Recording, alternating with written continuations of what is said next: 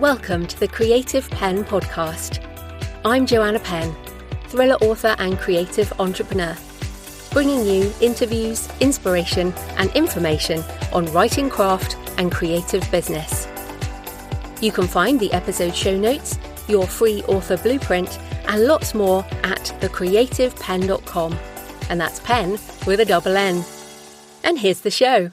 Hello creatives, I'm Joanna Penn, and this is episode number 814 of the podcast, and it is Saturday the 14th of June 2025 as I record this. In today's show, I'm talking about finding your voice, writing across genre, and loving book marketing with Betsy Lerner, who has worked across all areas of the publishing business over a long career. Now, I loved this interview, and Betsy is a real character with a blend of the creative writer and the business-minded agent and marketer perspective. So that's coming up in the interview section.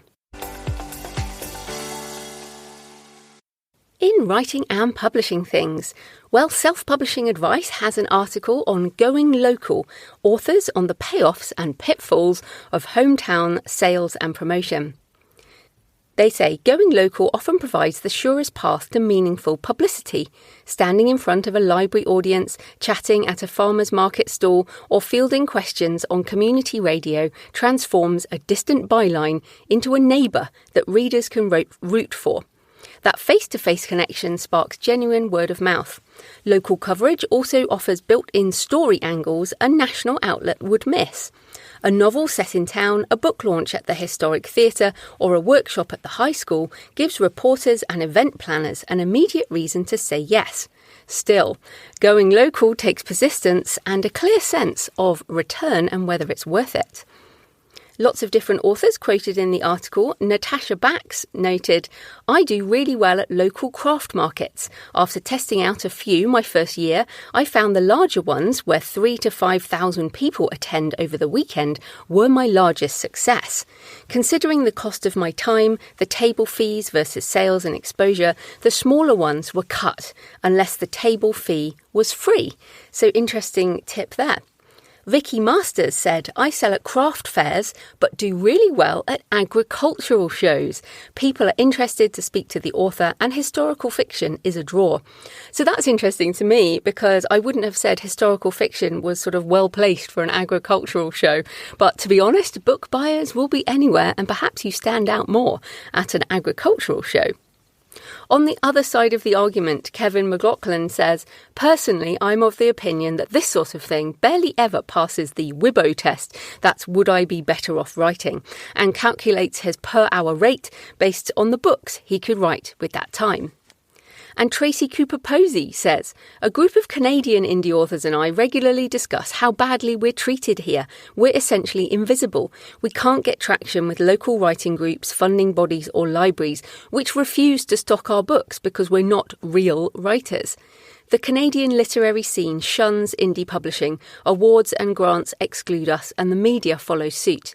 Every few years I try breaking the barriers, but I end up quitting and going back online, where at least I can find other indie authors to commiserate with.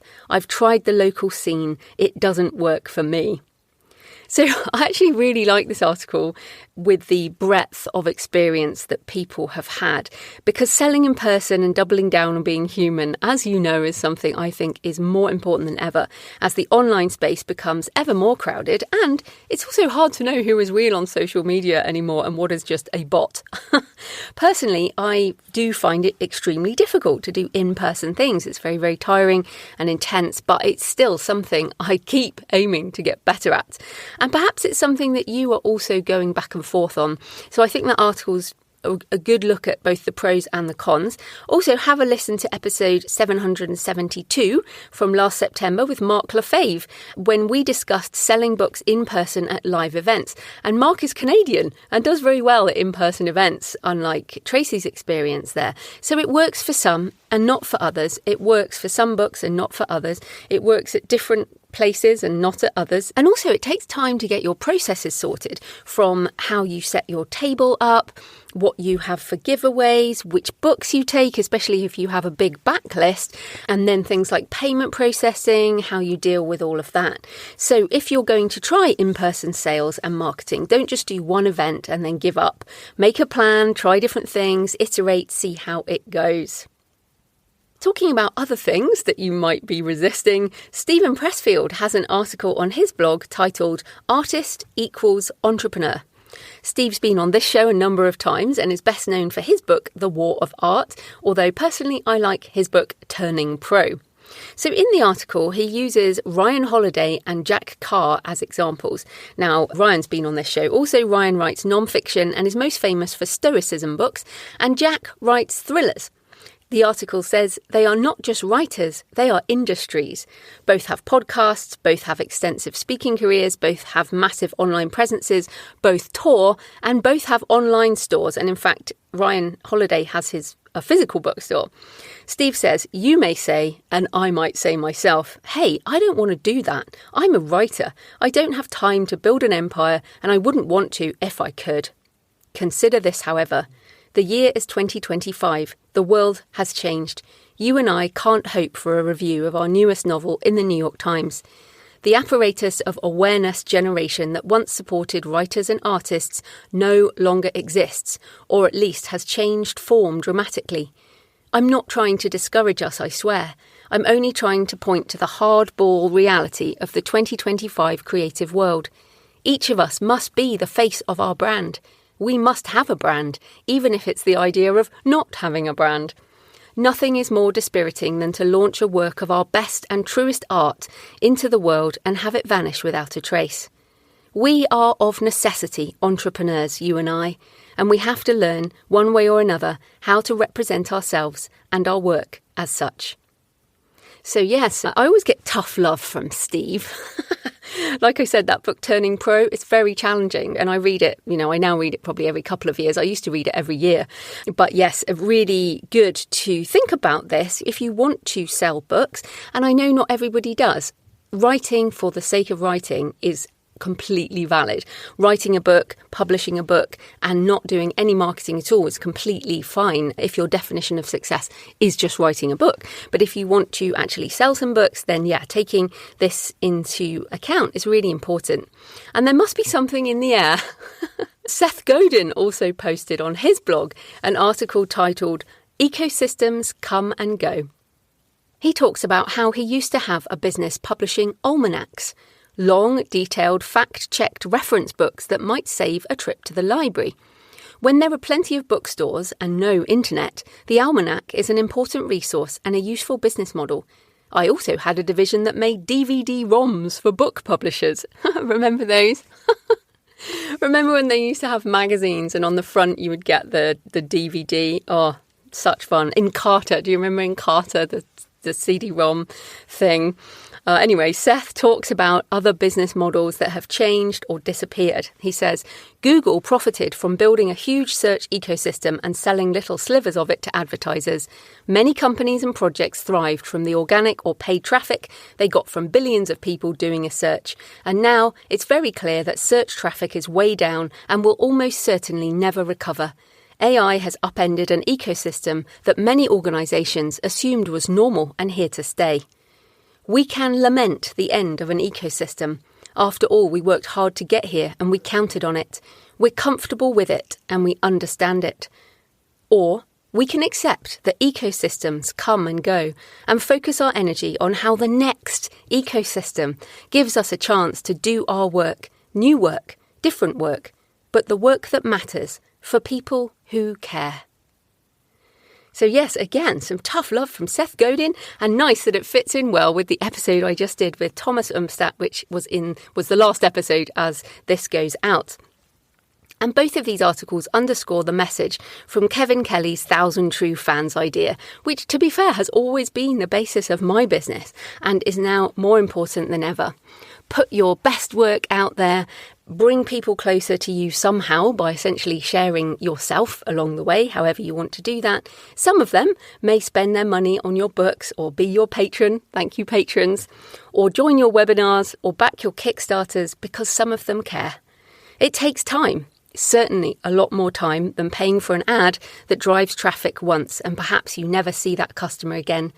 But I'm still here after almost 20 years of writing and 18 years of putting myself out there online. Steve Pressfield is still writing and blogging, and he does videos as well. And so is Seth Godin, who's still blogging every day after decades. I think like 3 decades now. Seth has been blogging every day. So that's also the message of the interview today, and I hope it sparks some ideas for you and I guess a desire to connect more, to draw readers closer to you. And it's really about figuring out what can you do to foster that and what can you adopt for the longer term so that it is sustainable and enjoyable for you. In personal news, I went on a research trip this week to Exeter Cathedral. You can see some pictures on my Instagram at JFPennAuthor. That is part of my Gothic Cathedral book research. On the way there, I read a book on the train about Gothic architecture. And then on the way home, I wrote some words. And when I got home, I actually had loads of ideas and wrote some words on that project. And as ever, it's always lovely when the creative cycle turns again and you go from feeling like you have absolutely nothing to say, you'll never write a book again, which, trust me, happens on every single book. And then you start feeling those sort of, I guess, prickles of interest again and curiosity and desire to write, and all of that really helps. And I had an idea about the structure of the book, and for me, structuring often happens quite late in the process after I've actually written a lot of the material. So it'll be interesting to see how that turns out. Also, Successful Self-Publishing, the 4th edition, is now out everywhere. The audiobook is on my YouTube channel now, and also 11 Reader if you want to listen there. Death Valley is as well on both YouTube and 11 Reader, as well as all the usual places. Reviews would be most appreciated on both of those books, or any of my books, on Goodreads. And if you don't know why we love Goodreads again, have a listen to the episode with Thomas from last week. Also, last chance to join me for my AI-assisted artisan author webinar coming up this Saturday, 21st of June, 11 a.m. US Eastern, 4 p.m. UK. If you get a ticket, you'll get the replay and video, audio, the slides, all the reports, and also my prompt library. Tickets at thecreativepenn.com/live. From the previous session last week, Parker said the AI Artisan webinar was outstanding. And Zoe said 100x value for the small investment. I learned heaps that will up-level my writing, business and marketing for my books. Thank you to Zoe and Parker for those kind words. And if you would like to come, thecreativepenn.com/live. So thanks for your emails and comments and photos this week. Emily sent pictures of beautiful flowers while out walking with her dog Teddy. I lapped up your discussion on everything mind and body today, while Teddy and I enjoyed smelling the spicy luscious after a hard thunderstorm here in Maine. Tara said, I just finished walking the Camino Frances for the 3rd time.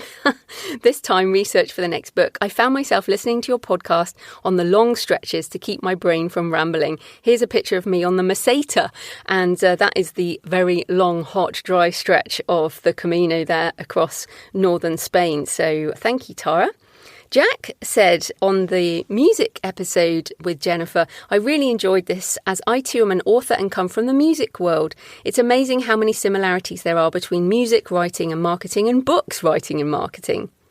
I also took inspiration from another of your podcast episodes and built out the world for my rockstar romance trilogy, including writing songs to avoid the whole clearance or rights issue a couple of weeks back in the studio next door to the Rolling Stones, no less. That's very cool, Jack. And then just a couple of wonderful cemetery photos. Chris sent a photo out his car window, thought of you when I was stuck in traffic, looked out my window at Drake Cemetery, Middlesex County, Massachusetts, green trees, lovely stone wall and a peaceful graveyard. And Julia sent pictures from Bennington Center Cemetery, where Robert Frost's grave has his poem Stopping by Woods on a Snowy Evening, which ends, The woods are lovely, dark and deep, but I have promises to keep, and miles to go before I sleep. and miles to go before I sleep.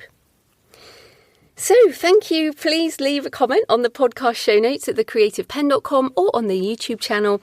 You can email me, send me pictures of where you're listening, joanna@thecreativepenn.com. I love to hear from you. It makes this more of a conversation. So today's episode is sponsored by Kobo Writing Life, Kobo's free, fast and easy self-publishing platform, favoured by independent authors all over the world.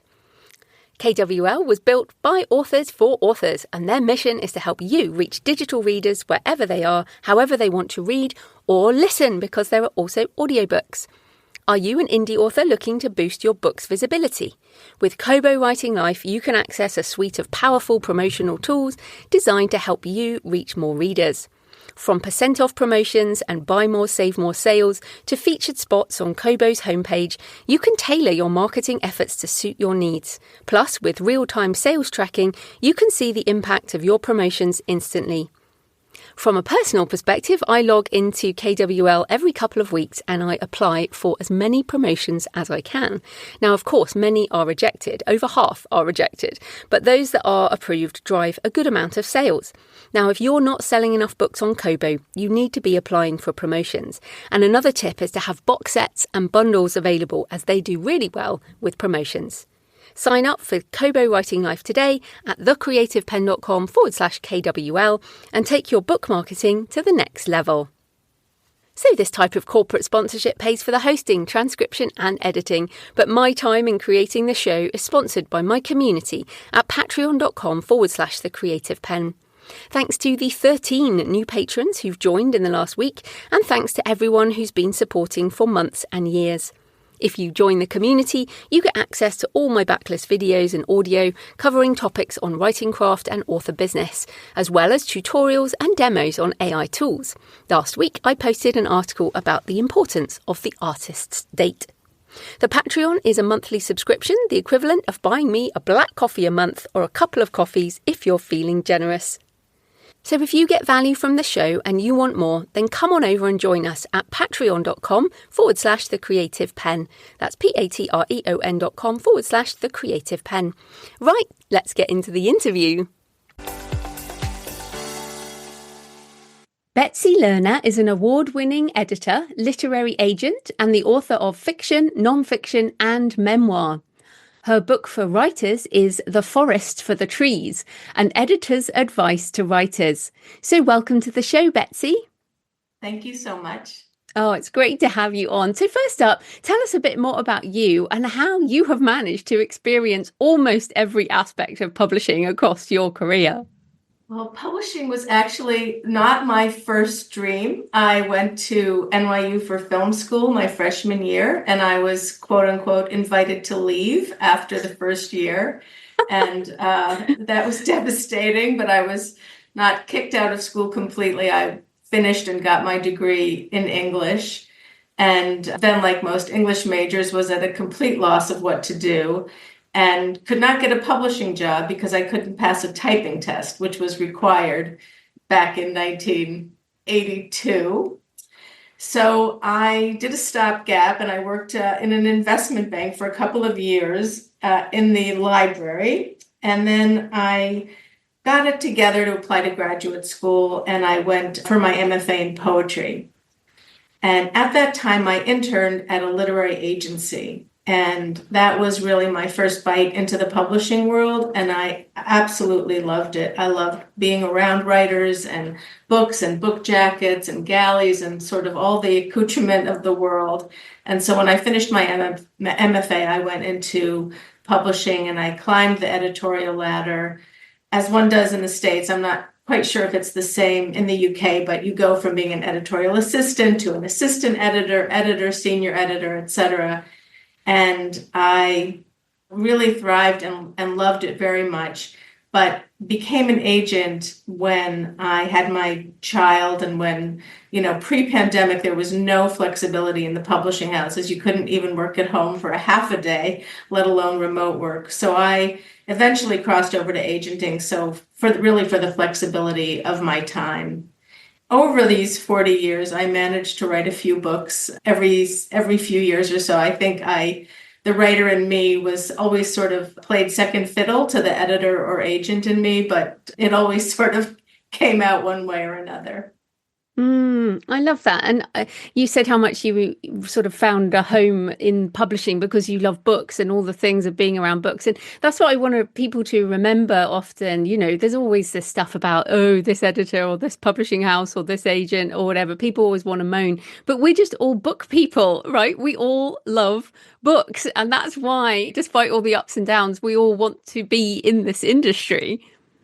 Absolutely. And there's, in my mind, sort of this hierarchy where everybody wants to be the writer, and then next best is the editor, and then next best is the marketing, publicity, salesperson, and then also all the wonderful designers and illustrators and people who make book jackets. And so everybody is sort of all in it together, but I've often found that the people behind the scenes get very little credit. And I always, as an editor and even as an agent, always really loved and respected all the people all up and down the chain who contributed. And yes, all book people, big readers, moviegoers, pop culture people. Just, I've had a wonderful 40 years in the industry, even with all the ups and downs. And there are many downs. Yeah, we'll come back to those. But you said there that one of the things you said was that everyone wants to be the writer. Like, that's the first thing. And in the book, you have this wonderful line. When I entered the business, I believed that writers were exalted beings. And that made me smile because I remember feeling like that. I always was a reader and I thought I could never be a writer because they're so special. And it stopped me, you know. So what can you say to people listening to encourage people, like if they're still feeling this separation between what they think a writer is and the truth of it? Well, the answer is very complex, but it's also very simple. You have to write. And there's so many people who say they want to be writers and dream of being writers and have stories inside them, et cetera, et cetera. But the fact is if you aren't actually writing, whatever form it takes, it's not going to happen because it's a craft and it takes a lot of time and practice. So I always tell people, do you write diaries? Do you keep notebooks? Are you writing blogs? Are you doing Substack? What writing are you actually doing? And it doesn't all have to be prose. I wrote screenplays for years. I blogged for years. And all of that was in the development of my voice and in my ability to storytell. And then, of course, all the editing that I did, I really learned what goes into making a book. But the key thing is simply writing and understanding that all the writing you do is either in practice of the professional writing you might do, or it's just who you are and how you express yourself. Well, it's interesting there because you talk there about you have to write and the different types of writings. But of course, you were 64 when you wrote your first novel and you've written obviously loads and loads of different things.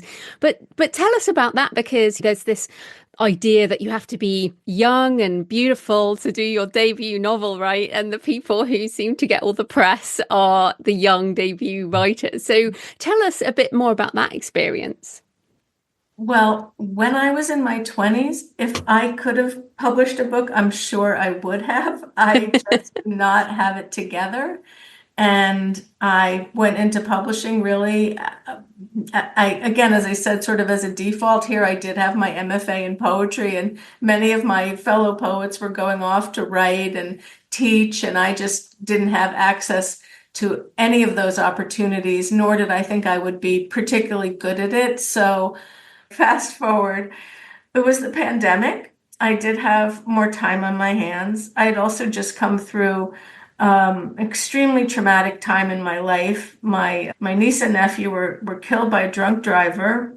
Then my mom passed away, and then my best friend committed suicide. And I think that those tragedies, which all happened in the space of 4 or 5 months, I was in some sort of shock. I was in deep grief.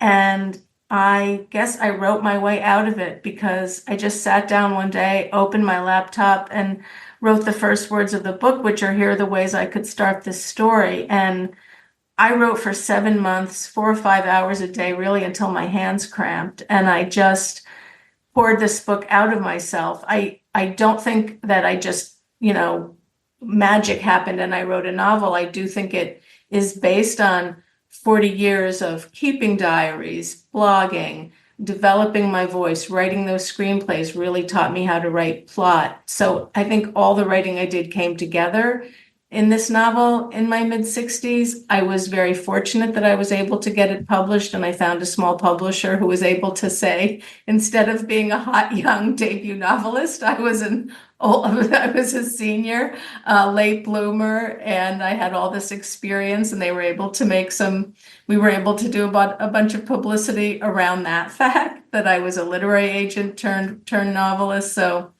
my age sort of worked for me, both in the experience of writing and the attention I was able to get.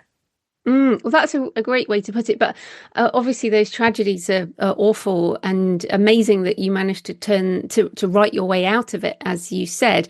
Just for that, is the book about a sort of surviving tragedy, or how did you find those things that happened to you emerge in the writing, or do you think it was just an entirely different thing? And you better tell us the title as well. Well, the title is Shred Sisters, and it's really a book about two sisters, and the older sister has bipolar illness, and the younger sister is the narrator. It's coming of age and how she lived under the shadow of this very destructive and yet charismatic sister. So it doesn't involve the tragedies at all at all, except for the fact that a number of people do die in the book, and it is a way, I guess, that I really coped with a lot of grief, but it's a separate story from that. But I feel that all of those events are deeply connected to my writing fiction for the first time. Well, it's interesting because you've also written several memoirs, including Food and Loathing, which I saw that title and I was like, oh my goodness, that is such a powerful title. And that's about disordered eating, and The Bridge Ladies about your mum. So you've clearly delved into these really personal things before. And this book, The Forest for the Trees, is also really personal. So how do you do that? Because I mean, I do it now, but I know how hard it is for people to really put themselves out there in words. Fear of judgment is a big thing. So how did you get over that for your memoir and everything you write? I think because I kept diaries from really, I think the age of 9 or 10, daily diaries for my whole life. And then when I became interested in poetry, it was the confessional poets who really drew me in. Sylvia Plath and Anne Sexton and Robert Lowell were among my favorite writers. So I've always been interested in first person writing, in intimate writing, and confessional writing. And then as an editor, I really became known for working with authors on their memoirs. I worked on Prozac Nation by Elizabeth Wurtzel and Autobiography of a Face by Lucy Greeley. I eventually became the agent and editor for Patti Smith's Just Kids and all of her memoirs. It's really what I most love and gravitate towards. When I started to write The Forest for the Trees, I didn't see that as an entirely personal book. I was writing in my persona as an editor. And then when I did write Food and Loathing, I think I just felt that it was my time to write. I wanted to write my story, and I felt bold. I didn't want to pull back, really. It was, if I was going to do it, I was going to do it, I guess is what I was thinking. Do I now sometimes regret some of the things I wrote in that book? Possibly. But I had a lot of bravado, I guess. I had worked on so many memoirs, and I just thought I wanted to tell my story. So I was Mm. lucky that I had the chance to publish it. It's so interesting. You keep saying that you've been lucky to publish, or you were lucky to find a publisher. You've been in publishing for 40 years and you're an agent. Like, how is it that somebody like you would even struggle to find a publisher? Well, I guess it's more that my ego, my self-esteem all come from being an editor and an agent. If you meet me on a plane and you say, "What do you do?" I'll say I'm a literary agent. I would never say I'm a writer. It doesn't Mm. matter how many books I would have published. It's just not it's not my identity. And I don't know why that is. I mean, it's a shame. I should own it, but I still feel more comfortable behind the desk, and I do feel very lucky. A lot of people in publishing write and want to be published, and I just don't take it for granted. Yes, I had connections. I was able to find an agent more easily than someone who's not in the business.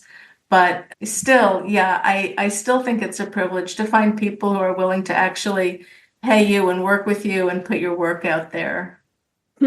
Interesting. Well, then coming back to your work editing memoirs, if you have a writer who brings you a manuscript and you're like, they have not let it all out, what do you do to encourage a writer to be more personal in their writing?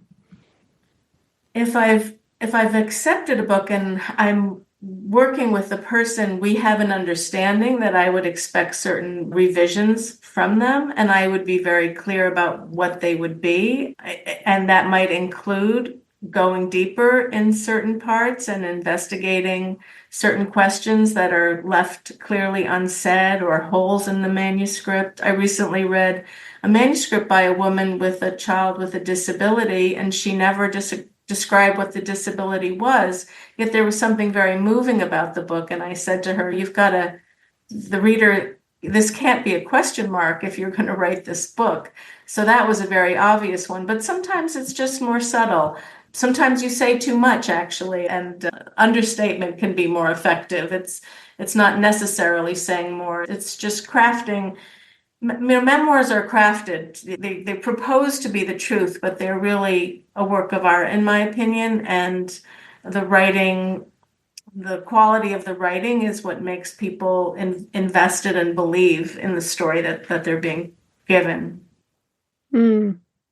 Well, in another aspect of the book, you say most writers have very little choice in what they write about. And you talk about the obsessions and themes returning and this finding your voice. And I remember finding this very difficult at the beginning of my career. Like, what is this finding your voice? And so there might be people listening who feel that way. So how can writers identify these things? That's such a good question. I think it's organic, and it starts probably with what you gravitate towards as a reader. If you sit down to write science fiction, my guess is that you've read a ton of it as a kid and as a teenager. You've immersed yourself in that world. It's a world you love. It's a world that sparks your own imagination. I think I did a lot of personal writing because of how much I connected with books like The Bell Jar and Diary of Anne Frank and things like that when I was a girl. So I think your voice is part of the world that you immerse yourself in, and becoming good at it really just takes a lot of practice and getting feedback and doing revisions and putting in the hours, putting in the hard work. But it's very unusual that somebody who's never read in a certain genre is suddenly going to be great at that genre. At least in my experience, people write out of the worlds that they know. And then I guess with author voice, so this idea of creative confidence as well. Like, so I'm pretty confident in what is my JF Penn writing, which is my fiction and memoir brand. I know what is me, and I work with an editor, but she also knows me. Now, I hear from people who work with editors, and there's a real line, right, between an editor trying to make your book better and an editor who you feel might be affecting your voice. So how can people listening ascertain where an editor would sit on that continuum and when an editor is a good fit? I've had many editors, and I would say everybody has added something of value, but certainly there were people who also stymied me with their notes or even frightened me or put me off completely. I've had every experience. And then with my novel, I had the most wonderful editor who completely helped me make the book better and actually really taught me how to be a better writer in the process, which is something that has stayed with me, even beyond working on that book. It's very intimidating if you're a new writer and your editor tells you something, you think you have to do it. And it takes a bit of spine to not do it. And then are you doing that at your own peril? Are you being defensive? Are you not really listening? Or is the advice bad? When you're a beginning writer, it's very difficult to parse all of that. It takes time and experience and even a little bit of luck to find the editor with whom you feel you're really hand in glove in what you're doing. I think a lot of people do suffer at the hands of editors, and then of course many people are extremely helped, and everything in the middle. Well, I think that's the point, is that it's not like the first editor you ever work with, that's it for the rest of your life. You know? Right. Yeah, you will. There are different editors in your life, and the relationships will be different, a bit like our friendships or partners or whatever. So, yeah, I think you kind of touched on that. But I also was interested, you have a lot in this book, The Forest for the Trees, around mindset. And I particularly like this line: the desire for success and the fear of failure run along a continuum. So talk about that from your own perspective. How have you balanced desire for success and the fear of failure? I love that question. It's something I think about probably on a daily basis. I think that the act of writing, the desire to be in your own mind, in your own sort of playground, and the beautiful solitude of it all is really what the heart of writing is all about. But at the same time, I would say most people are writing, even in a diary, with the hope of being read. So they're very connected. When you read writers' diaries, you can tell that they're not just writing for themselves. It's almost as if they have an audience in mind. And so I think that when we're writing, it is about the desire to communicate, even though we really are writing alone and in many ways for ourselves. So the ego can get very tied up in that. There are some writers who are obsessed with success. I work with one writer who's a complete and total recluse and never reads her reviews and doesn't want to know anything besides just getting her contract and getting her book out there. And does no publicity either, by the way, which makes it very difficult to publish her. But yeah, that's what I mean about the continuum. There are some people who are so blinded by the desire for success that their work almost seems to be secondary. Obviously, the best is to find some balance between your discipline and love of writing and the outcome for any book that you create, and how much energy you're going to put into that and how much the world is going to welcome it or not. Because as we know, so many books get published with no fanfare at all, and it's always just a very few every season that seem to get all the attention. So writers have to learn how to live with those outcomes and see if they're willing to keep going. So how have your books gone in that way? Like, have you hit the success as a writer? I mean, you said before that you didn't identify that way. Do you feel like you are a successful writer as well as an award-winning editor and all the other things you are?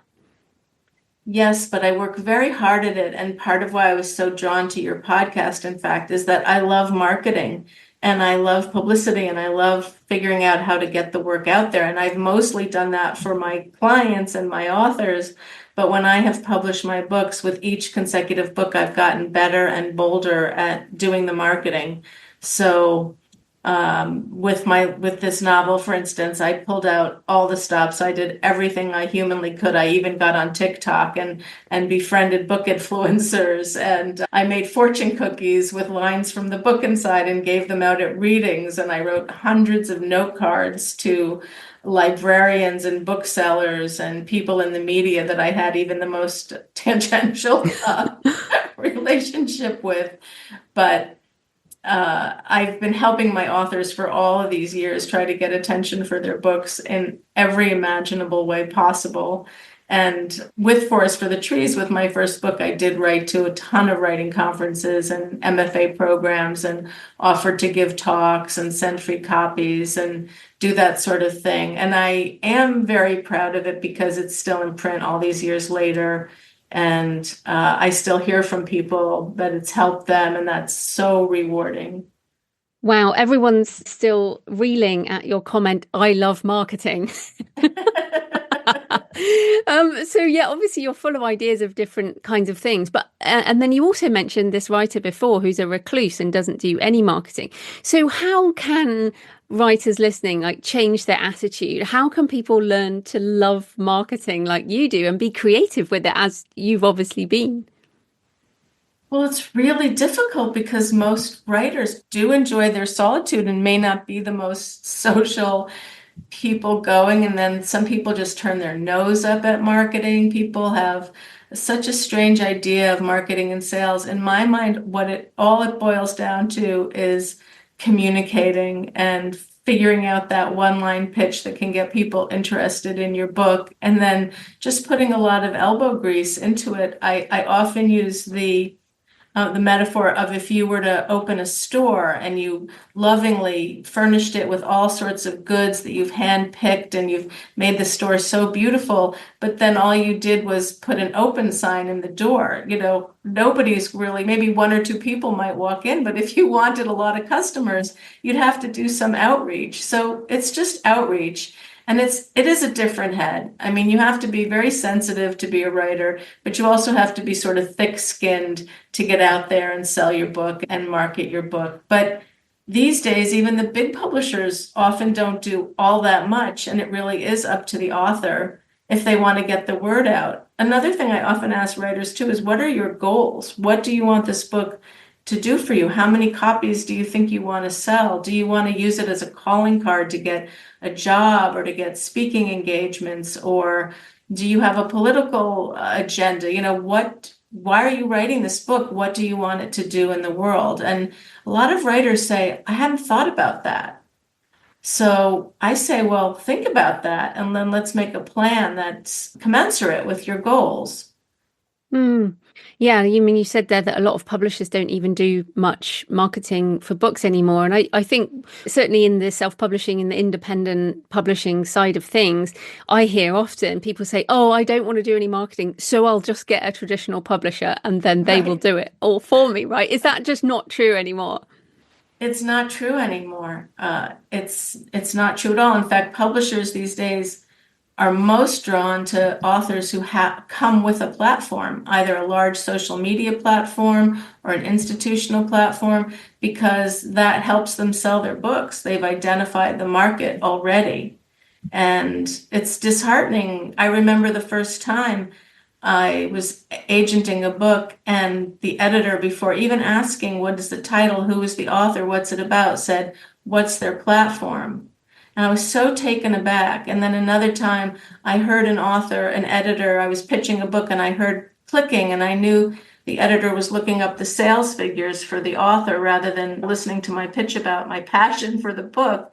And that's when I knew, and I'd say that was about 10 years ago, the landscape had completely shifted Hmm. from content-based material to platform-based material.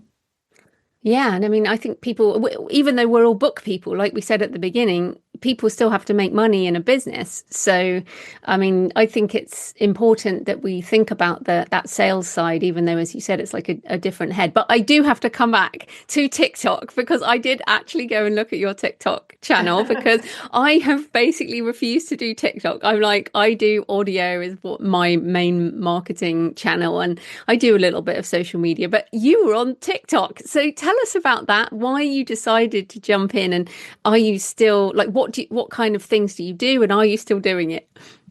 Yes, I'm still doing it. I love it. I went on out of curiosity because, as I said, the landscape was changing. And as of about somewhere in the middle of COVID, people started talking about how book talk was the only thing that moved the needle for selling books. Everybody saw the Colleen Hoover phenomenon and then romanticy, and people started seeing. But I started to recognize that it wasn't just genre and romanticy, that literary books were also getting a big bump on book talk. And I just decided I have to see what this is that everyone's saying is moving the needle, even as most people in publishing were not going on book talk at all or getting their marketing people excited about it. Just a couple of publishers were at the vanguard of that.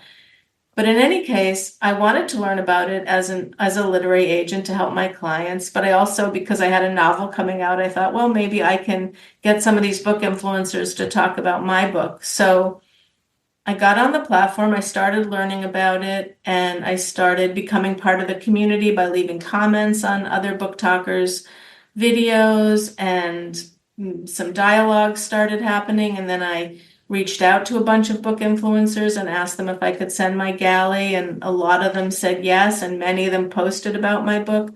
So that was really exciting for me, watching young people with tattoos and nose rings holding my little book up and saying why they liked it so much was fantastic. And I also thought maybe I can create some content. And I started to read little snippets from my diaries from my 20s. And I found very quickly that could build an audience as well, and that a lot of young people resonated with my diary entries and made them feel less alone in the world. Most of my entries are all about being someone in their 20s who's sad and lost. And it turns out there's still a lot of lost and sad people in their 20s out there. Yeah, I was so impressed with your videos. I feel, I don't know, and this is totally about me. This is not about anyone else, but that I somehow have to do my hair and my makeup, and I have to have like, I know it's not meant to be scripted, but I just to turn on a video and just start talking or share bits of your diary like you do, and you have your face there and everything, you're there, it's not just your diaries. So if people are worried like me, what would you say to people like me? Is it really worth it? Do people have to get over themselves? Well, that's a great question. When I first started trying on BookTok, I refused to be on camera. And I was just posting all these, what I would say, these little literary tidbits of books that I liked, or I don't know. I was just messing around. And one of our clients who's big on BookTok called me and said, your stuff is adorable, but you're not getting any traction, and you won't get any traction unless you get on camera. And I said, no way, no way, no way.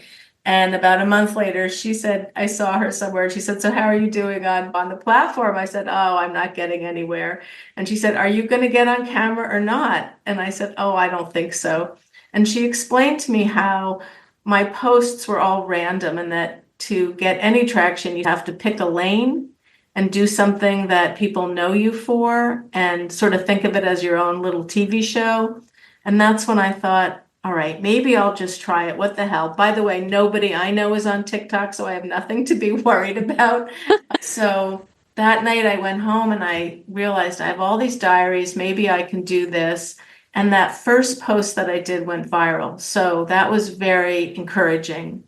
And it's not to say that all the posts go viral. Many, many don't. But I have built an audience. I have over 30,000 followers, and my posts generally get a good reception. And then every now and then one does go viral, and that's just I find it extremely exciting. I'm a child. What can I say? I love attention. I love the app, and I've made some very good friends even in real life. I've met some of these book talkers, and they're all young, and I just think they're fantastic. I love that. And it's interesting because I got on Twitter as it was back then Yeah. in 2009. And for those first few years of being on Twitter, a lot of my friends in real life are people I met on Twitter back then. And I built a lot of my business on Twitter. So I feel like and then obviously that platform has changed, and that almost feels like what you're talking about there with TikTok and BookTok. And so I love to hear that, and hopefully that will encourage people of different ages, because I always hear people say to me, oh, it is only for people in their 20s and 30s, but there really is a lot of different ages and demographics now, aren't there? Absolutely. And also, I'm a big science person. There's within TikTok, there's everything under the sun, including STEM talk. And I watch a lot of scientists talk about their work. And I've even found some clients on TikTok. And we represent this incredible linguist called Etymology Nerd, and sold his book. I'm working with an ornithologist who has a fantastic following and is a wonderful communicator. I mean, yeah, there are a lot of cowboys dancing without their shirts on, and kitten videos and all of that. That's all there. But if you have a real interest, you'll probably also find people making content either there or on YouTube or even on Instagram now. People are doing videos. It is sort of the Wild West. There's a lot out there, and it takes some time to figure out how to use the platform. But I'm really happy to hear to say that you found real friends through Twitter. I think people don't understand that these social networks are also about connecting. And Mm. the book talkers who I've become friends with are people who, if I'd met them at a party, I would have loved to have met them just because they're young and vibrant and they read tons of books and have tons of opinions. Um, yeah, and they're not just talking about their knee replacements and their mortgages and Medicare. I really appreciate it.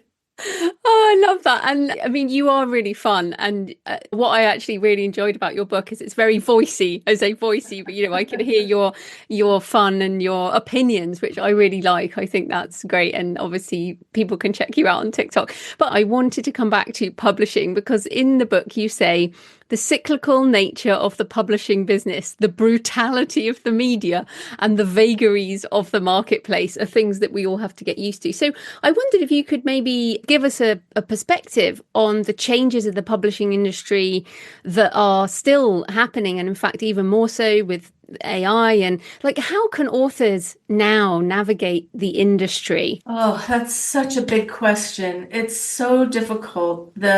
At least in the States, what the biggest problem is when I entered publishing, there were about 40 publishers, and now they're called the Big Five, and it's all been conglomeratized, and there are many imprints within each major publisher, but they all basically run the same way and have the same sort of mindset about publishing. And people really want either the hot, sexy debut author or the author with a big platform or the celebrity or the CEO.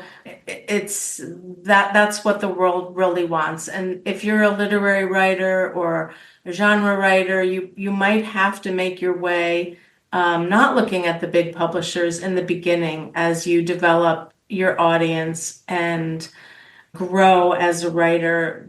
Getting published by a major publisher is not the end all and be all anymore. Obviously, even somebody like Colleen Hoover started out by self-publishing. There's a real path outside of traditional publishing.